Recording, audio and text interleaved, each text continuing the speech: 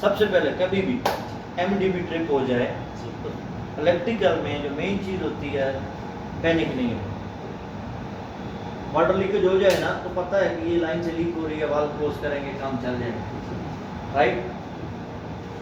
कोई sliding door detach हो गया है, कोई ऐसा प्रॉब्लम आ जाए जो फिजिकल चीज़ होती है उसको प्रॉब्लम नहीं है। इलेक्ट्रिकल ऐसी चीज़ है, पैनिक होके आप काम करते हो, ब्रेकर फ्लैश कर दोगे तो सारा सिस्टम आपका चौपट हो जाएगा। तो पहली चीज़ क्या होती है, कभी भी प्रेशर होता है जल्दी करो ये करो, नहीं। इलेक्ट्रिकल में कूल एंड काम, पीछे जितना भी, क्योंकि ये आपको पता है आप हाथ लगा रहे हो गलत हो जाएगा तो सारे बोलेंगे क्यों किया। तो पहली चीज़ ये। दूसरा, कभी भी ब्रेकर ट्रिप हो सबसे पहले आपको एमडीबी ट्रिप, नो पावर आता है, आप एमडीबी के ऊपर आए हो, ये ट्रिप देखो। अभी जरूरी नहीं है कि ये ट्रिप हो सकता है पीछे ट्रांसफार्मर ट्रिप कर जाए, तो उसके लिए क्या होता है कि इसकी ये चीज इंडिकेशन पूरा डिटेल में समझाना है। बंद कर दिया था ये इंडिकेशन लाजम देखो। इंडिकेशन दो टाइप के इसके कनेक्शन होते हैं, एक होते हैं ब्रेकर की आउटपुट से, उस शक्ल में क्या होता है पता चलता है कि जनाब ब्रेकर अगर ट्रिप करता है ना तो क्या होता है कि आपको ये देखना होता है कि अगर आउटपुट से है तो पावर इसमें नहीं होगी, इनपुट से है ब्रेकर ट्रिप है फिर भी ये ऑन रहेगी, सही है।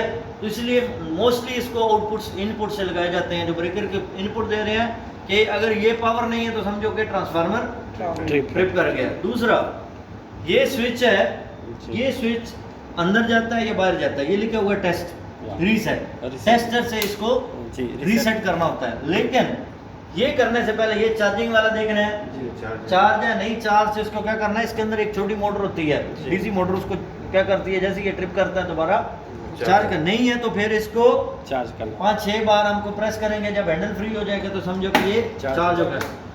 नेक्स्ट, कभी भी इसको डायरेक्टली ऑन नहीं करो, जितने भी इसके ऊपर आउटपुट पे ब्रेकर है लाइक डीबी आप कभी भी ऐसे डायरेक्टली ऑन नहीं करते, पूरा बंद करते हो ना। तो इसीलिए आउटपुट पे आपको एक तो डेली रूटीन में डेली आके चेक करो कि कौन कौन सा ब्रेकर हमारा लाइव है कौन सा ऑफ है, सही है। वो ब्रेकर आपको 1 बाय 1 बंद करो, बंद करने के बाद फिर इसको ऑन करना है, क्योंकि आप लोड पे ऑन करोगे डायरेक्टली, क्योंकि आगे मोटरें चल रही है कोई भी चीज चल रही है, क्या होगा इसका स्पार्क होता है, जो आर्क शूट होता है ना, इधर आप लोगों ने देखा होगा ये पॉइंट पे, सही है। ये जो है ना ये इसको बोलते हैं आर्क स्प्लिटर्स, सही है। ये अगर आप लोड पे इसको ऑन या ऑफ करते हो ना, ये सारा लोड कनेक्ट करके तो इधर से स्पार्क होता है, ये आपके इसको एक्चुअली आर्क शूट बोलते हैं। इसके नीचे ना आपके फिक्स्ड और मूविंग कंटेक्ट्स हैं, ब्रेकर के जो कंटेक्ट्स मेक और ब्रेक होते हैं ना वो जस्ट इनके नीचे हैं, सही है।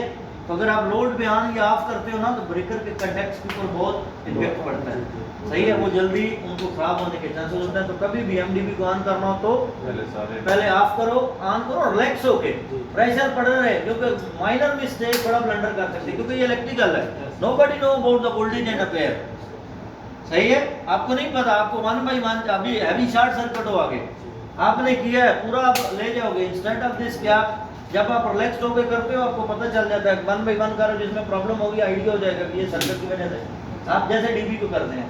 तो कभी भी प्रेशर या कंफ्यूज नहीं होना, कॉम्पिटेंट हो। जी। ये पार्ट जो होता है ना ब्रेकर का, इसको बोलते हैं माइक्रोलॉजिक सेटिंग। क्या बोलते हैं? माइक्रोलॉजिक सेटिंग। और ये पार्ट को बोलते हैं पैरामीटर्स। अभी ये जो चीज है ना, आपका ब्रेकर जो है ये चीज LSIG, क्या लिखा हुआ है? LSIG। ये चारों वर्ड याद रखने हैं। L को बोलते हैं ओवरलोड सेटिंग या लॉन्ग टर्म सेटिंग, S को बोलते हैं शॉर्ट टर्म सेटिंग या शॉर्ट सर्किट, I को बोलते हैं इंस्टेंटेनियस, जो लमाती करंट होती है ना ऑन ऑफ। कभी कभी क्या होता है आप लोगों ने देखा होगा लाइफ में, कभी ये रेड केस में नहीं होता कि ब्रेकर पूरी पावर बंद हुई फिर ऑन होगी पूरी, उसको बोलते हैं इंस्टेंटेनियस। जर्क आती है ना करंट में, वोल्टेज में, ये कभी नीचे मेन ग्रिड पे होगी ना जहाँ से जनरेट हो रही है बिजली, उधर जब जर्क आती है ना तो एक बार ऑन और ऑफ होती है, ये उसकी भी सेटिंग रखी जाती है कि कितने एम्पेयर तक इसको ट्रिप करेगा ये। और नेक्स्ट कौन सा है? Ground fault. ये 4 टाइप की सेटिंग होती है एसीबी की। कितने टाइप की? 4 टाइप। अब ये कैसे करते हैं, अब ये सेटिंग कैसे करते हैं वो आपको मैं समझाता हूँ, आगे आ जाओ। ये लॉन्ग टर्म सेटिंग। जी, लॉन्ग टर्म सेटिंग में अभी आप देखो इसको बोलते हैं डिप स्विच।